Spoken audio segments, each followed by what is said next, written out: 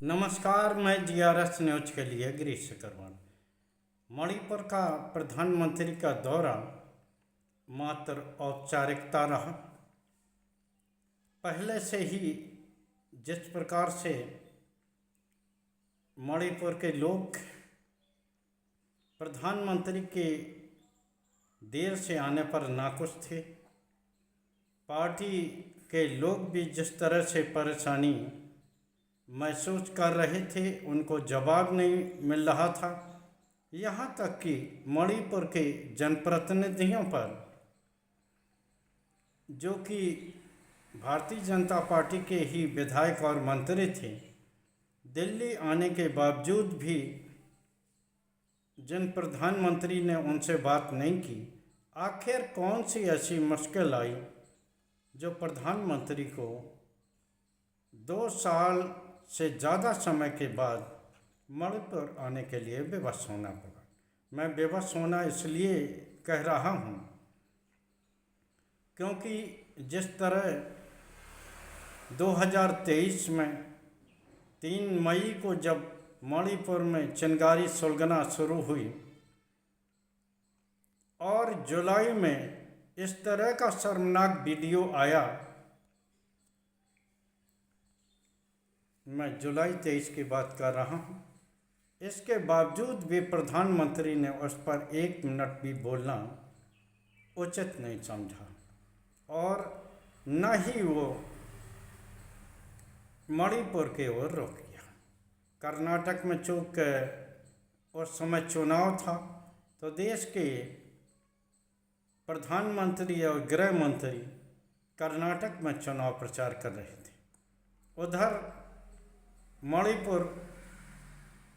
में धार्मिक आधार पर हिंसा इतनी तेज होती जा रही थी कि न सिर्फ कुकी समुदाय की महिलाओं को निवस्त करके उनकी सार्वजनिक रूप से परेड कराई गई, बल्कि उनके साथ बलात्कार भी हुआ। और आज भी करीब 60,000 परिवार ऐसे हैं जो कि शरणार्थी शिविरों में रहने को विवश है। आशा थी कि कम से कम देर से मणिपुर में गए प्रधानमंत्री उन परेशान और रोज तमाम परेशानियां झेल रहे विस्थापित लोगों से ज़रूर मिलेंगे, उन पीड़ितों से भी ज़रूर मिलेंगे जिन्होंने न सिर्फ अपनों को खोया है, बल्कि वह विस्थापित होकर अभी भी शरणार्थी शिविरों के टेंटों में रहने को विवश है। लेकिन न प्रधानमंत्री को वहाँ जाना था और न ही वो वहाँ गए। चुराचांदपुर में कुछ विकास परियोजनाओं की शिलान्यास और उद्घाटन करने के बाद उन्होंने कुछ लोगों से बंद कमरे में बातचीत की, लेकिन क्या बातचीत हुई उसका भी पता नहीं लगा, क्योंकि प्रधानमंत्री जो बोल रहे थे उसकी आवाज़ तो उस वीडियो में आ रही थी, लेकिन जब पीड़ित पक्ष जैसे कि जो कि रो रहे थे, अपने आंसुओं को नहीं छिपा पा रहे थे, वो लोग उन लोगों की आवाज़ देश की जनता तक नहीं पहुंच पा रही थी। अभी तक तो यही सुना जाता था कि लोकसभा और राज्यसभा में विपक्षी दलों के माइक म्यूट किए जाते हैं, लेकिन कल मणिपुर में पीड़ित लोगों के, जिन्हें कि खुद दावा किया गोदी मीडिया ने कि वो लोग प्रधानमंत्री पीड़ितों से मिले, उनकी आवाज़ देश के सामने नहीं आ पाई। ये अलग बात है कि पूरे देश ने उस वीडियो में आंसू भरे और बार बार आंसू पोंछते हुए पीड़ित लोगों को देखा। निश्चित तौर पर सूत्रों के मुताबिक, जैसे कि हमें जानकारी मिल रही है, बहुत ही दबाव था इस पे अंतर्राष्ट्रीय मंचों का, क्योंकि जिस तरह से ब्रिटेन के संसद में, अमेरिका में, वहाँ की मीडिया और अखबारों में जिस प्रकार से मणिपुर को एक धार्मिक या यूँ कह लीजिए ईसाई कम्युनिटी के साथ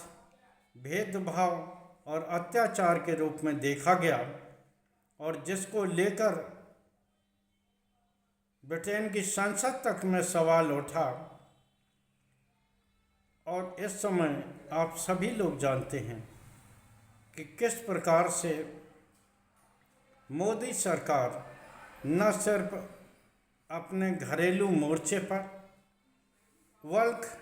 अंतर्राष्ट्रीय मोर्चे पर भी फंसी पड़ी। जिस अमेरिका के कदम से कदम मिला के देश के प्रधानमंत्री उनके साथ चल रहे थे, उन्होंने न सिर्फ इतना अपमान देश का या देश के प्रधानमंत्री का किया जो कि एक नजीर है। आज भी वो ट्वीट के माध्यम से भारत से संपर्क रखने की बात तो करते हैं, लेकिन दूसरी ओर वही राष्ट्रपति ट्रंप यूनाइटेड यूनियन से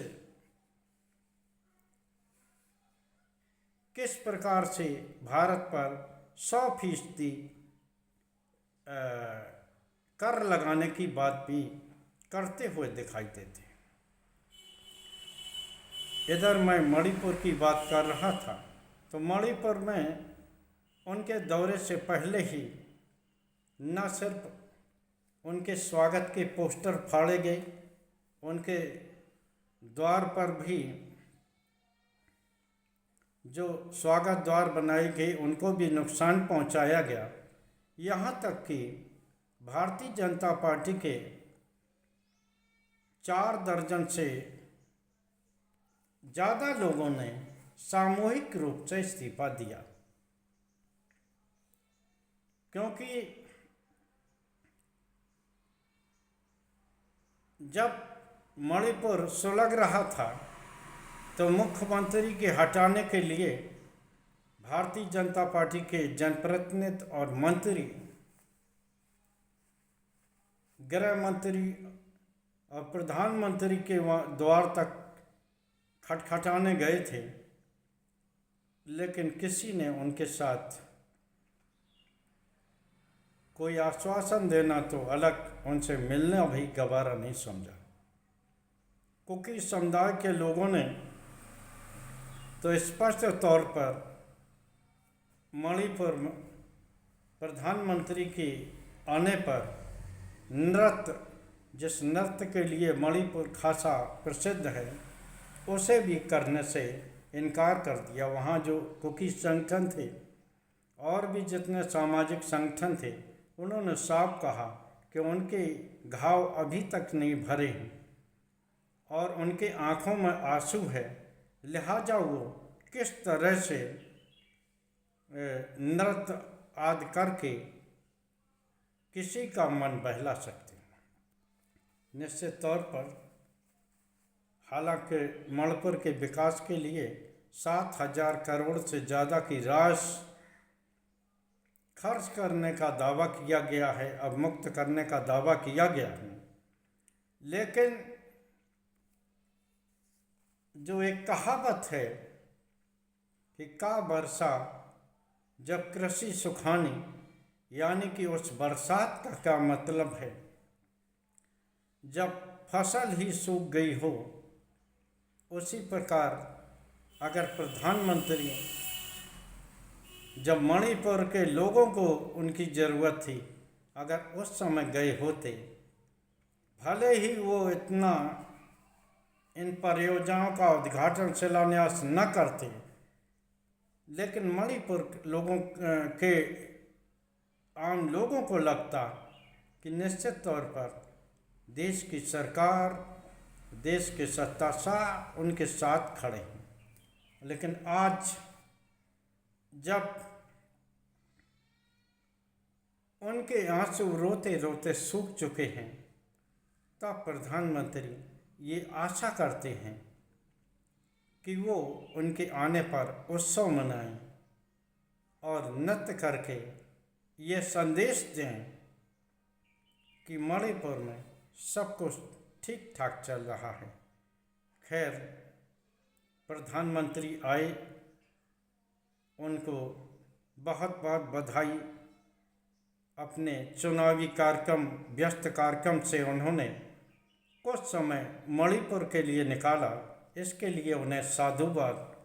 लेकिन मणिपुर लोगों की पीड़ा क्या है, वो किस हालत में रह रहे हैं, अगर प्रधानमंत्री उन राहत शिविरों में जाने की ही कम से कम औपचारिकता निभा देते तो शायद ज़्यादा अच्छा रहता मणिपुर के लिए, देश के उस भाग के लिए जो कि अपने देश का हिस्सा है और जिस समय उसे ज़रूरत थी देश की सत्ता और सत्तासीन उसके साथ शामिल नहीं थे। आज के ब्लॉग में बस इतना ही। जय हिंद, जय भारत। कल फिर से किसी नए मुद्दे पर आपके साथ जुड़ने का प्रयास करूंगा। जय हिंद।